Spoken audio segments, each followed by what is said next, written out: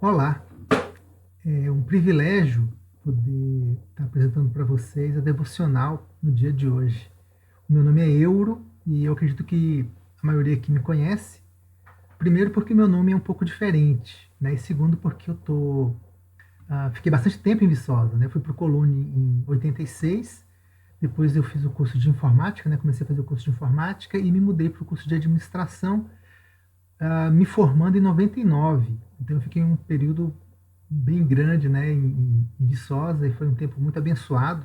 Eu tive a oportunidade de participar da UPA, da mocidade da igreja e também me envolver com muitos projetos dentro da própria universidade. Então, foi um tempo muito abençoado e eu sou agradecido muito a Deus pelo tempo que eu pude passar em Viçosa, né, junto com vocês, e foi um tempo de muito crescimento, muito amadurecimento. E eu louvo a Deus por podermos agora nos reencontrar e pela comunhão que nós temos em Jesus, né, e também porque nós podemos ter esse contato, né, essa experiência, né, de crescimento espiritual na Igreja Presbiteriana de Viçosa. Então é uma alegria poder compartilhar com vocês, né, um tempinho a respeito da palavra de Deus. E eu queria rapidamente falar um pouquinho sobre os naufrágios, né? Então a gente está passando por um período de pandemia, a gente vê tantas crises acontecendo, né? Tantas notícias ruins. Eu acho que pode ser interessante a gente refletir um pouquinho sobre os naufrágios, né, que podem acontecer na nossa vida. Quando a gente pensa em naufrágio, né, o navio que está naufragando, né, o barco que está afundando, a gente pensa sempre uma coisa muito triste, né? Mas eu queria usar o naufrágio aqui como uma metáfora para situações difíceis que a gente também atravessa na nossa vida, né? Um desemprego, uma doença, uma crise no casamento, são sempre também naufrágios. E a gente pode pensar, né, que o naufrágio ele aconteceu porque nós temos uma nau frágil, né, um barco fraco, e por isso que ele afundou.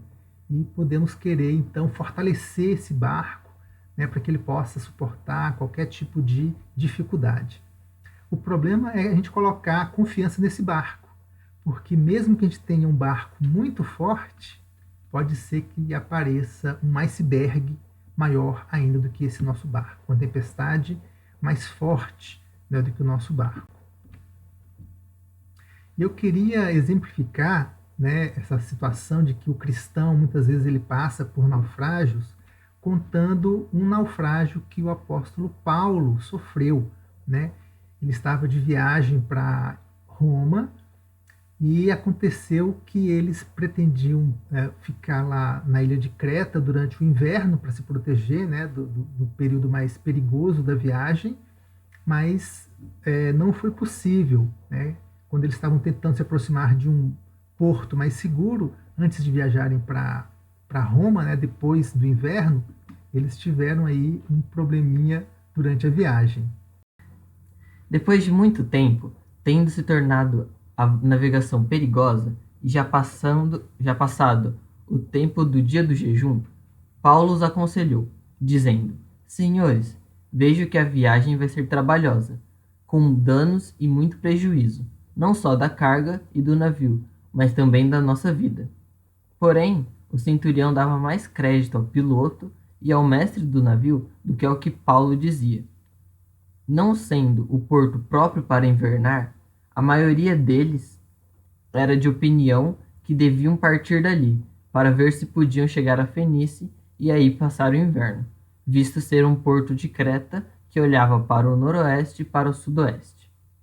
Soprando brandamente o vento sul, e pensando eles ter alcançado o que desejavam, levantaram âncora e foram costeando mais de perto a ilha de Creta.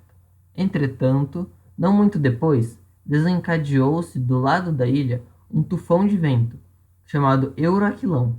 O navio foi arrastado com violência e, sem poder resistir ao vento, cessamos a manobra e nos fomos deixando levar.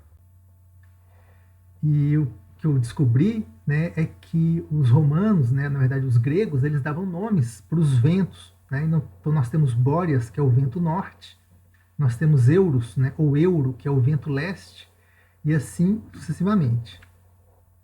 Então o que acontece com Paulo é que o Euro, né, o vento leste, vai se encontrar com Aquilão, que é o nome hebraico do vento norte, né? E eles juntos vão formar o Euroaquilão. Tufão de vento, então, que vai surgir ali próximo à ilha de Creta e vai atingir o barco de Paulo. E não aparecendo havia já alguns dias, nem sol, nem estrelas, caindo sobre nós grande tempestade, dissipou-se afinal toda a esperança de salvamento. Havendo todos estado muito tempo sem comer, Paulo, pondo-se em pé no meio deles, disse: Senhores, na verdade, era preciso terem-me atendido e não partir de Creta, para evitar esse dano e perda. Mas agora aconselho que tenham coragem, porque nenhuma vida se perderá, mas somente o navio. Porque essa mesma noite, um anjo do Deus, a quem pertenço e a quem sirvo, esteve comigo, dizendo: Paulo, não tenha medo, é preciso que você compareça diante de César, e eis que Deus, por sua graça, lhe deu todos os que navegam com você. Portanto, senhores, tenham coragem, pois eu confio em Deus que tudo vai acontecer conforme me foi dito. Então o Euroaquilão vai atingir o barco de Paulo e vai levar esse barco até a ilha de Malta. Chegando na ilha, o barco ele vai encalhar, né? As ondas vão destruir esse barco completamente e vai acontecer aquilo que Paulo fala, né? Eles vão perder o barco, vão perder as cargas, mas nenhuma pessoa morre, né? Nenhuma vida se perdeu. Então a gente pode sempre confiar, né, de que Deus vai nos proteger, vai cumprir a sua palavra. Então, rapidamente, eu queria que a gente refletisse nisso, né, de que o cristão ele pode sim passar por naufrágios, por tempestades, por dificuldades, né, mas eu queria frisar que nós não devemos colocar a nossa confiança no navio, no barco, por mais forte, por maior que ele seja. Tá? Nossa confiança tem que estar sempre em Deus, porque Deus vai estar sempre presente. Né? No meio da tempestade, no meio do naufrágio, Deus vai estar sempre presente. Então, a minha palavra para você hoje é que você deve ter coragem, né? Tenha coragem, tenha fé, confie em Deus. No meio da tempestade, no meio do naufrágio, confie em Deus. Que Deus nos abençoe.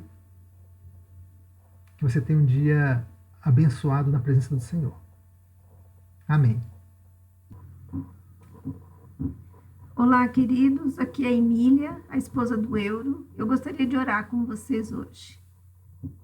Pai amado, te agradecemos porque o Senhor tem sido bondoso para conosco. Te agradecemos porque o Senhor tem cuidado de nós em cada instante de nossa vida.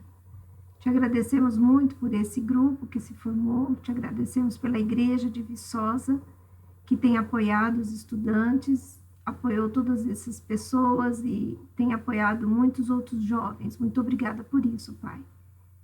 Queremos te pedir, Senhor, que tu estejas com as pessoas que estão com dificuldades, com enfermidades, enlutadas.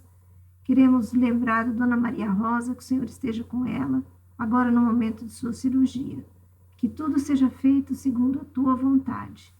Que a tua mão poderosa possa ir à frente de todo o procedimento.